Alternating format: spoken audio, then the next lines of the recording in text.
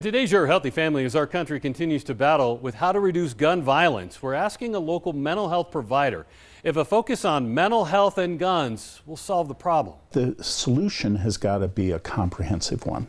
The problem with red flag laws is while they seem like they might work, the available research suggests that they don't really work. If you eliminated every mentally ill person who committed violence from owning a gun, you'd still have 96% of the violent acts happening. So while there may be a good role for limiting certain people from having guns to reduce violence, that alone is not going to get us as a society where we need to be. MD Dr. John Fleming with the Southern Colorado TMS Center in Colorado Springs is a psychiatrist and a Distinguished Life Fellow of the American Psychiatric Association, who points to data when it comes to red flag laws and reducing gun violence. When there are comprehensive red flag laws, what we have seen is, in one study in Connecticut, they looked very carefully over several years, and what they determined is that the number of violent incidents would have been reduced from something like 630 to 590. Now, having that reduction is worth having, but you can't rest all your hope on something that is a small percentage of what's going on.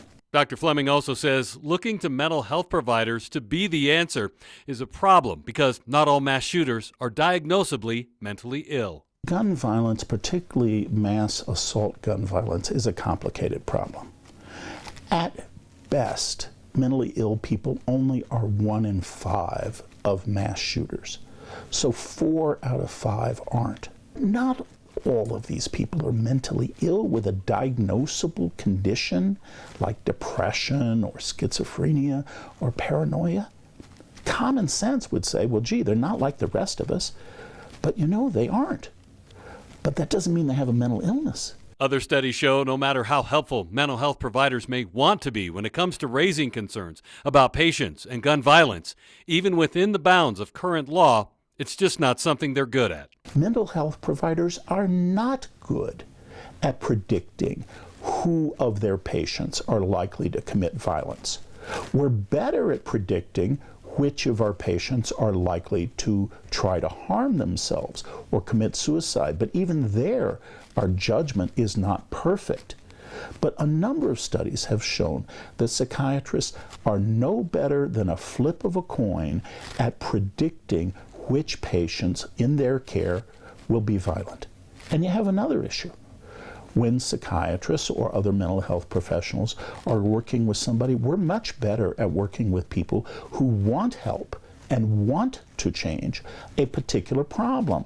If somebody comes in to me and says, I'm afraid I'm going to hurt members of my family, that's a whole different kettle of fish than when a family comes in and said, we think so-and-so is at risk, and the person says, oh no, not me, I would never do that. So where can we look for answers when it comes to reducing gun violence in our country? When we're scared and when we're afraid, it's very easy to place blame on others, whether it's the mentally ill or whether it's a certain political party or whatever.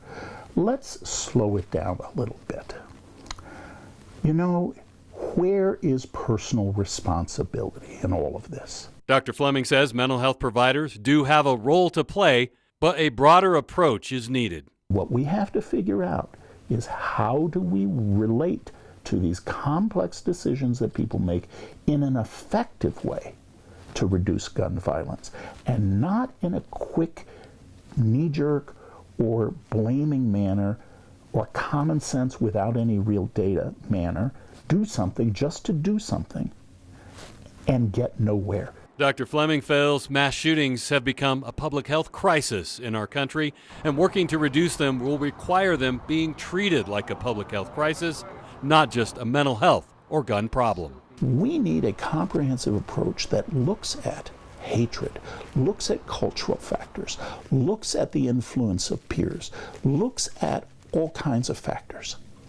Now, the one example that I can think of, motor vehicle accidents. And what happened there is the Centers for Disease Control took a concentrated look using public health perspective, epidemiology, and came up with a whole series of factors that over time reduced motor vehicle deaths.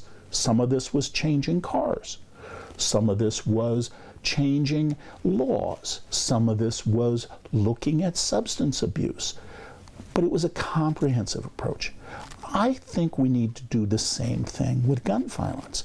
We need to ask the CDC to take a look at these mass shootings and other gun violence deaths and figure out what are the things we can do. Now, maybe some of that will be working with those who are mentally ill, but it's going to take a lot more than that. And maybe there will be a variety of recommendations. Currently, unfortunately, the CDC is prohibited by Congress from looking at gun violence. Not only are they not funded, they're prohibited.